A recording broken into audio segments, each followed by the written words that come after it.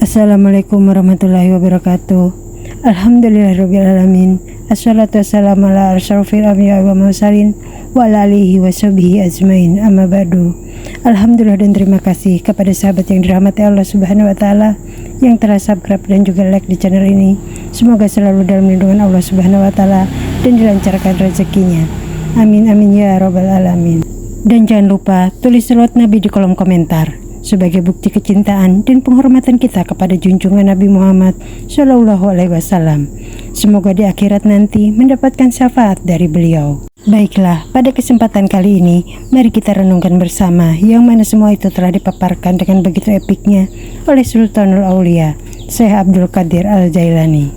Anggaplah kebaikan dan kejahatan itu sebagai dua biji dari dua dahan yang berbeda, tetapi berasal dari satu akar yang sama. Satu dahan yang mengeluarkan buah yang pahit, sedangkan satu dahan lagi mengeluarkan buah yang manis.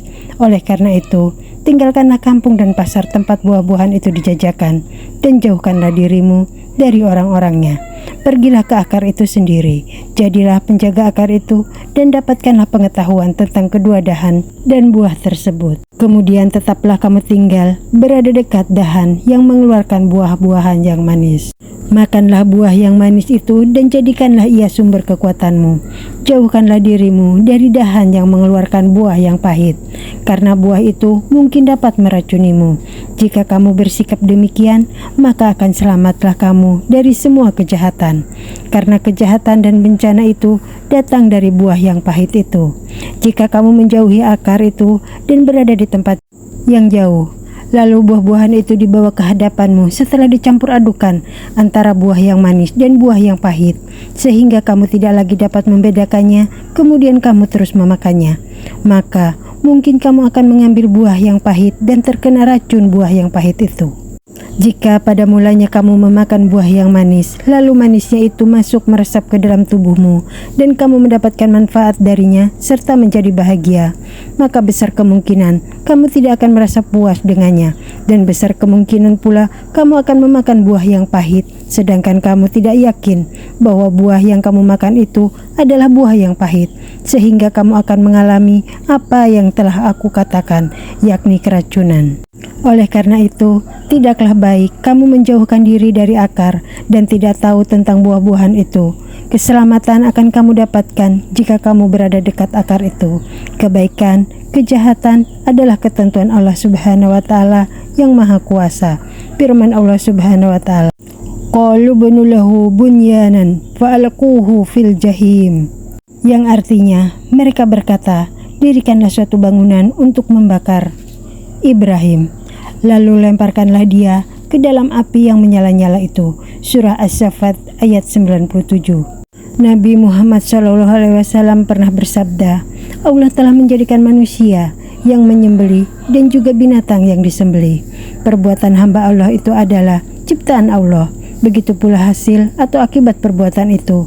Allah Subhanahu wa taala berfirman, alladzina tatawaffahumul malaikatu thayyibin yaquluna salamun alaikum udkhulul jannah bima kuntum ta'malun, yang artinya yaitu orang-orang yang diwafatkan dalam keadaan baik oleh para malaikat dengan mengatakan kepada mereka, salamun alaikum, masuklah kamu ke dalam surga itu disebabkan apa yang telah kamu kerjakan. Surah An-Nahl ayat 32. Segala puji adalah bagi Allah yang Maha Pengasih lagi Maha Penyayang. Allah memberikan perbuatan itu kepada mereka, dan Allah mengatakan bahwa masuknya mereka ke dalam surga itu adalah karena perbuatan mereka, padahal sebenarnya adalah karena pertolongan, izin dan rahmat Allah juga.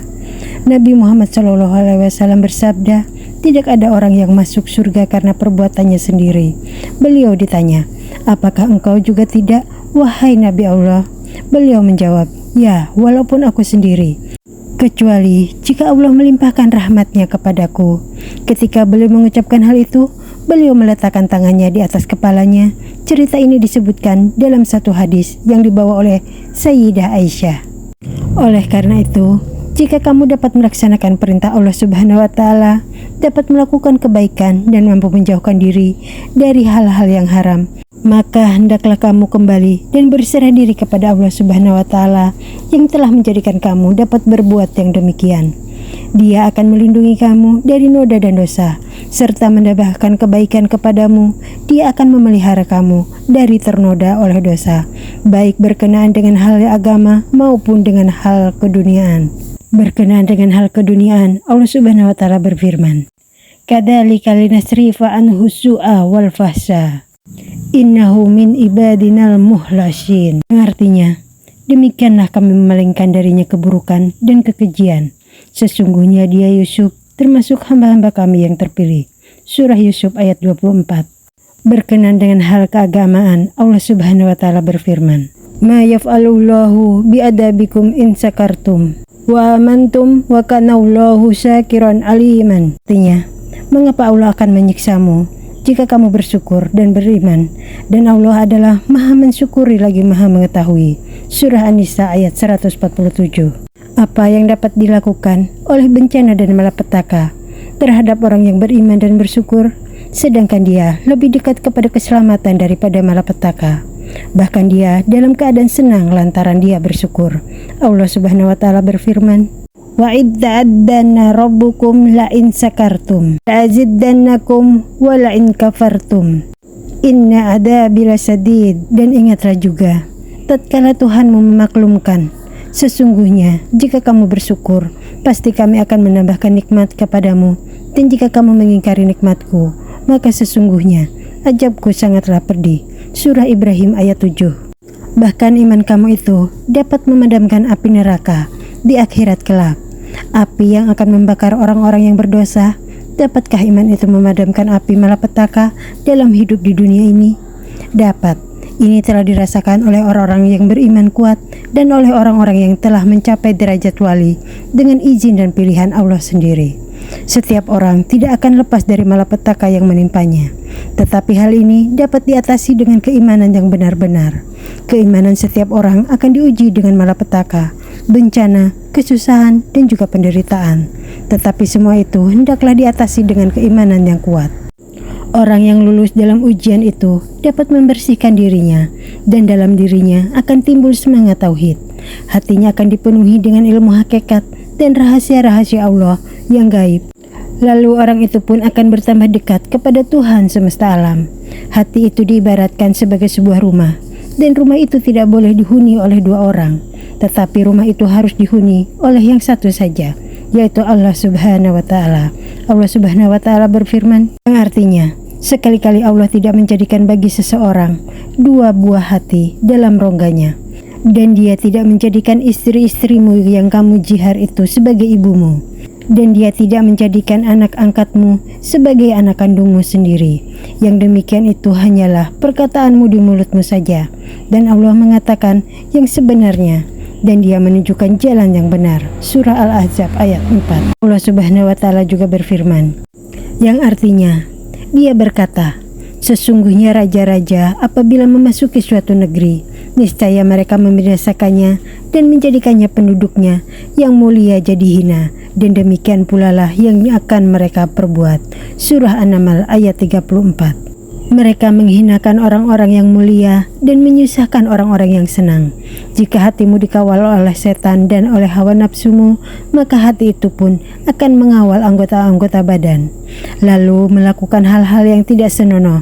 Jika hati itu telah dibersihkan dari perkara-perkara tadi, maka iman akan subur, diduduki oleh tauhid, iman dan ilmu Allah Subhanahu wa Ta'ala.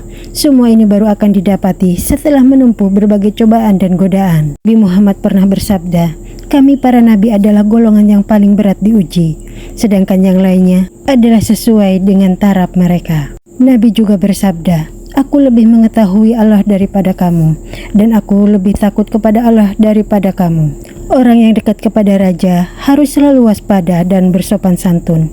Apabila derajat di sisinya dinaikkan, maka resikonya pun semakin besar, karena orang itu harus berterima kasih kepadanya, mengabdikan dirinya kepadanya. Dan jika sedikit saja dia nyeleweng dari perintahnya, maka berarti dia menentangnya.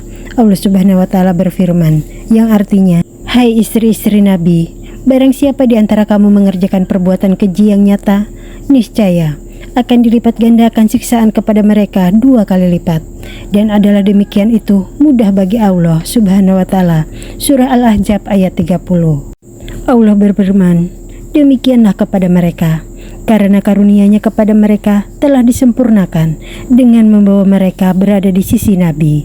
Bagaimanakah kedudukan seseorang yang dekat kepada Tuhan? Allah Subhanahu wa Ta'ala Maha Tinggi dan tidak ada sesuatu pun yang serupa dengannya. Allah Subhanahu wa Ta'ala berfirman, yang artinya, Dia pencipta langit dan bumi. Dia menjadikan bagi kamu dari jenis kamu sendiri berpasang-pasangan, dan dari jenis binatang ternak berpasang-pasangan pula. Dijadikannya kamu berkembang biak dengan jalan itu. Tidak ada sesuatu pun yang serupa dengan Dia, dan Dialah yang Maha mendengar lagi Maha melihat. Surah Asy-Syura ayat 11. Demikianlah, kurang dan lebihnya kami mohon maaf. Subhana rabbika rabbil izzati amma yasifun, wassalamu ala mursalin, walhamdulillahi rabbil alamin. Wabillahi taufiq wal hidayah. Wassalamualaikum warahmatullahi wabarakatuh.